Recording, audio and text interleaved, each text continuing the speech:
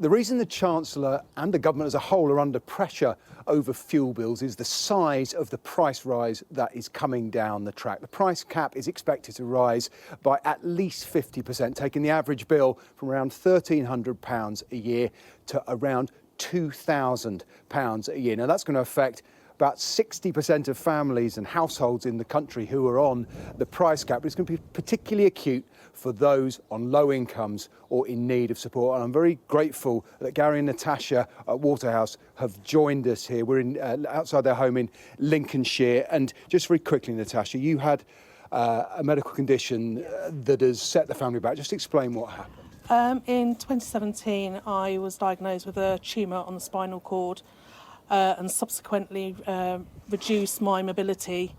So I had to give up work and also my husband, Gary, he gave up work to care for me during the rehabilitation. So therefore we've lost 2 salaries and now, on universal credit, which by the time we've paid our rent and other bills doesn't leave us with an awful lot, so it's going to be very tight. So energy already a struggle, frankly. And Gary, just give us an idea of what your energy bills are currently and the contrast from summer to this winter. Well, during summer, our bill was between £33 and £36 a month. We've got our first winter bill in and it jumped up to £190. Taking that into perspective, when you've lost the £80 a month universal credit uplift, it's hit us pretty hard. And how do you go about managing that kind of size of bill and that kind of increase? What choices does it leave you having to make?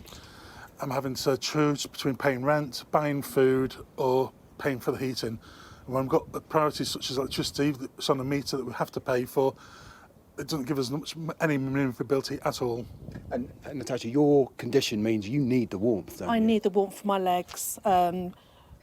The way I'd explain it is like if you've got serious arthritis, my legs just lock up if I have not got any warmth. So I need the heat. So again, it's very tricky to decide between heat or food, really.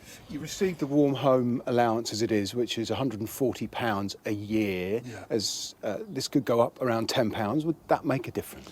None whatsoever, totally insignificant, unfortunately. I know every bit helps, but it's not going to make any difference to us one iota. And can I ask just how you feel about the prospect of potentially bills, which have already gone up to record levels, going up 60% from the spring? It's making me anxious, it's stressful. You just don't know which way we're going to turn. And have you got a message for government as they say they're listening, they're going to act on this? What would your message be, Natasha? They really need to help vulnerable people out there. They just really need to get to do a reality check on people's income and expenditure. I mean, people who are working, again, they're probably struggling just as much as we are. So the government really need to look into it.